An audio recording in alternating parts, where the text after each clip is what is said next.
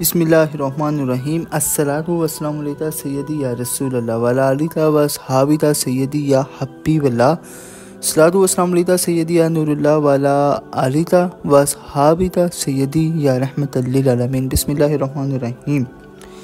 حضور کی تعظیم میں سے ایک امر یہ ہے کہ آپ کی حدیث شریف کی تعظیم دی جائے۔ حدیث شریف کے پڑھنے یا سننے کے لیے غسل کرنا اور خوشبو لگانا مستحب ہے۔ جب حدیث شریف پڑھی جائے تو اپنی آواز کو بلند نہ کرنا چاہیے بلکہ دھیمی کر دینی چاہیے، جیسا کہ حجاز شریف میں حضور کے تکلم کے وقت ہوا کرتا تھا، اور مستحب ہے کہ حدیث شریف اونچی جگہ پڑھی جائے۔ حدیث شریف کے پڑھاتے وقت کسی کی تعظیم کے لیے اٹھنا مکروہ ہے۔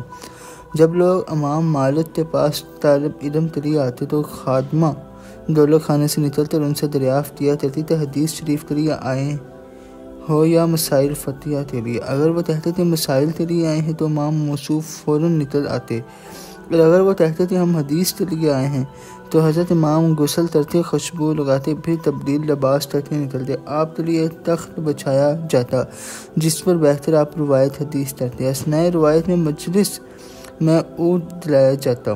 یہ تخت صرف روایت حدیث کے لیے رکھا ہوا تھا۔ جب امام موصوف سے اس کا سبب پوچھا گیا تو فرمایا میں چاہتا ہوں کہ اس طرح رسول اللہ صلی اللہ علیہ وسلم کی حدیث کی تعظیم کروں۔ حضرت عبداللہ بن مبارک بیان کرتے ہیں کہ میں امام مالک کے ساتھ عتیق کی طرف جا رہا تھا۔ راستے میں نے ان سے ایک حدیث کی بابت پوچھا۔ انہوں نے مجھے جھٹک دیا اور فرمایا کہ مجھے تم سے توقع نہ تھی کہ راستہ چلتے ہوئے مجھ سے حدیث شریف کی بابت سوال کرو گے۔ قاضی جریر بن عبدالحمید نے امام مالک سے حالت قیام میں ایک حدیث کی بابت پوچھا۔ امام موصوف نے ان کے لیے قید کا حکم دیا۔ جب حضرت امام سے اس کا سبب دریافت کیا گیا تو فرمایا کہ قاضی تعدیب کا زیادہ سزاوار ہے۔ حشام بن عمار نے امام مالک سے جو کھڑے تھے ایک حدیث پوچھی، آپ نے اس کے 20 کوڑے مارے اس کو، پھر ترس خاطر 20 حدیثیں روایت کی۔ یہ دیکھ کر حشام نے کہا کاش وہ اور کوڑے مارتے اور زیادہ حدیثیں روایت کرتے۔ حضرت ابن سیرین تابع بعض وقت ہنس پڑتے، مگر جب ان کے پاس رسول اللہ کی حدیث کا ذکر آتا تو اس پر خشوع طاری ہو جاتا۔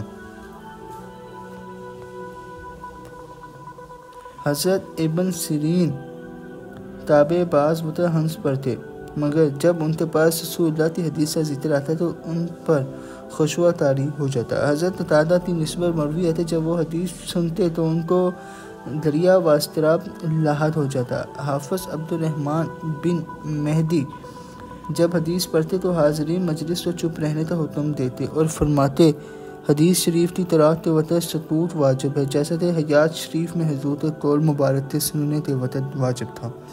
امام مالک کا قول ہے کہ ایک شخص حضرت ابن مسیب کے پاس آیا اور آپ اس وقت لیتے ہوئے تھے۔ اس نے آپ سے ایک حدیث دریافت کی، آپ اٹھ بیٹھے اور حدیث بیان کی۔ اس نے کہا میں چاہتا تھا کہ آپ اٹھنے کی تکلیف نہ فرماتے۔ آپ نے فرمایا میں پسند نہیں کرتا کہ لیتے ہوئے حدیث شریف بیان کروں۔